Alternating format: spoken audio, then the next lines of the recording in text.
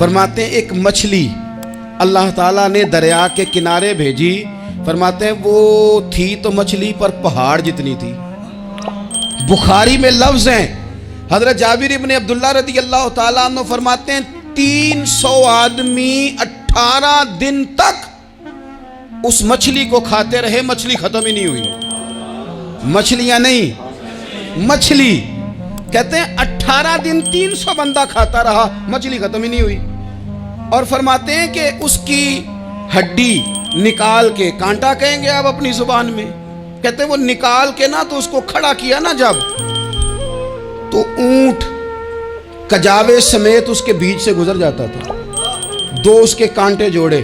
فرماتے ہیں وہ اس کا گوشت ہم کھاتے تھے اور اس کی چربی بطور تیل کے ہم جسموں پہ ملتے تھے. بیماروں کو اس سے سکون آتا تھا, تندرستی شفا ہوتی تھی. فرماتے ہیں ہم کھایا بھی ہم نے, اور کچھ لے کے ہم مدینے بھی گئے, اور قربان جائیں نبی پاک نے بھی اس میں سے کھایا. ہم نے عرض کی حضور یہ معمہ کیا ہے, یہ ماجرا کیا ہے؟ تو محبوب نے فرمایا تمہارے پاس غذا نہیں تھی, رب نے تمہارے لیے بندوبست کیا ہے, اللہ نے تمہیں دیا ہے. مکان شروع کر لیا ایک صاحب نے, وہ مکان بنانے لگے. آپ وہ حساب لگا رہے ہیں, کہتے ہیں میرے پاس اتنے پیسے ہیں, اتنے میں نے فلانے دوست سے کہنا ہے اس نے دے دینے, اتنے فلانے رشتہ دار سے کہنا ہے اس نے دے دینے, اتنے فلانے سے کہنا ہے اس نے دے دینے. یہ ساری کاپی بنا کے مکان شروع کر لیا.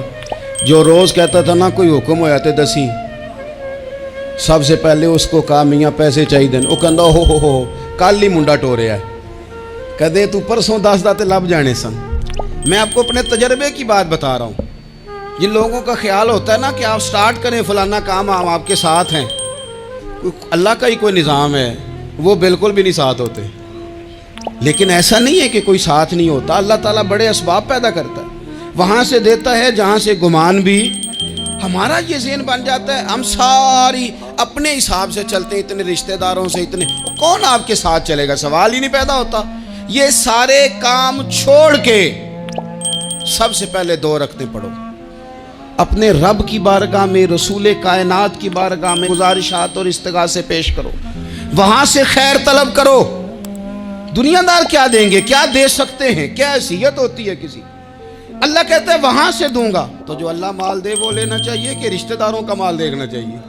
جو اللہ دے وہ لینا چاہیے کہ سیٹھوں نوابوں کی جیبیں دیکھنی چاہیے؟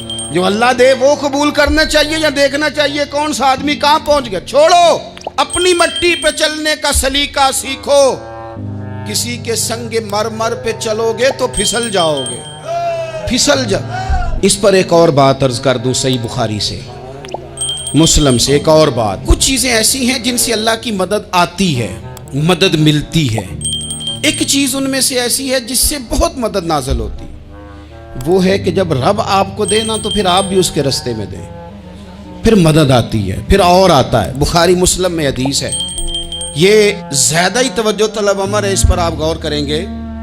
حضرت ابو ہریرہ فرماتے ہیں کہ نبی پاک علیہ السلام نے فرمایا ایک شخص نے بادلوں کے اندر سے آواز سنی کہ فلاں آدمی کا کھیت اور باغ خشک ہو گیا ہے, وہاں برسو اور اس کے کھیت کو سیراب کرو. وہ بڑا حیران ہوا کہ بادل سے آواز آ رہی. پھر اس نے دیکھا کہ ایک پہاڑی پر بارش ہوئی, وہ بادل وہاں برسا, پھر نالیوں سے ہوتا ہوا پانی ایک طرف چلا. تو جس نے آواز سنی تھی, حضور بیان کر رہے ہیں, وہ بھی پیچھے پیچھے چلا کہ پانی کدھر جا رہا ہے. اس نے جا کے دیکھا کہ ایک مقام پہ ایک باغ کو وہ پانی لگ رہا ہے اور ایک آدمی وہ پانی لگا رہا ہے. اس نے اس سے پوچھا تیرا نام کیا ہے؟ اس نے کہا کیوں؟ کہنے لگا بتا نا. اس نے نام بتایا تو کہنے لگا یہی تو وہ نام ہے جو میں نے بادلوں کے اندر سے سنا ہے کہ فلاں کے کھیت کو پانی دے دو. اس نے کہا یار تو کیا عمل کرتا ہے کہ اسپیشل تیرے لیے بارش برسے. یہ بخاری پڑھ رہا ہوں, سیاستہ سے حدیث عرض کر رہا ہوں.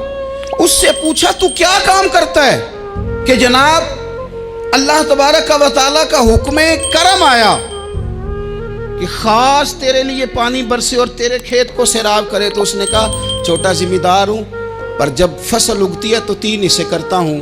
ایک حصہ اپنے بال بچوں پہ, بہن بھائیوں پہ خرچ کرتا ہوں, ایک حصہ پورا, اور ایک حصہ دوبارہ کاشتکاری پہ لگاتا ہوں, اور تیسرا حصہ خالص میں نے مسکینوں, یتیموں اور غریبوں کے لیے رکھا ہوا ہے.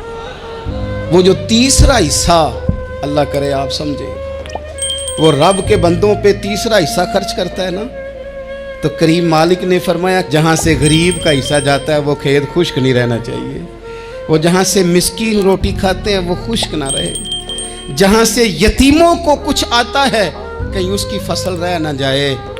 میں اور آپ بھی اگر اپنے مال میں مسکینوں، یتیموں، غریبوں کے حصے رکھ لیں گے تو فصلیں خشک نہیں رہیں گی، ان کے اندر تازگی آئے گی، نور آئے گا، کرم آئے گا، خاص کر خدا کی رحمت برسے گی۔ مدد اللہ سے چاہیں، اپنی توجہات کا مرکز رب رسول کی ذات کو بنائیں، پھر آپ محسوس کریں گے کہ بڑی جلدی اللہ تعالیٰ کی مدد آنے لگی ہے۔ کبھی آپ صرف کہہ دیں نا میرا رب میرے ساتھ ہے، اس لفظ میں اتنی طاقت ہے کہ دشمن ویسے زہر ہو جاتا ہے۔ زندگی میں کسی سے بھی لڑائی ہو اچھی طرح سوچ لیں کہ اللہ اس طرف ہے یا اس طرف ہے۔ اگر آپ زیادتی پہ ہیں تو پھر رب مظلوم کی جانب ہے۔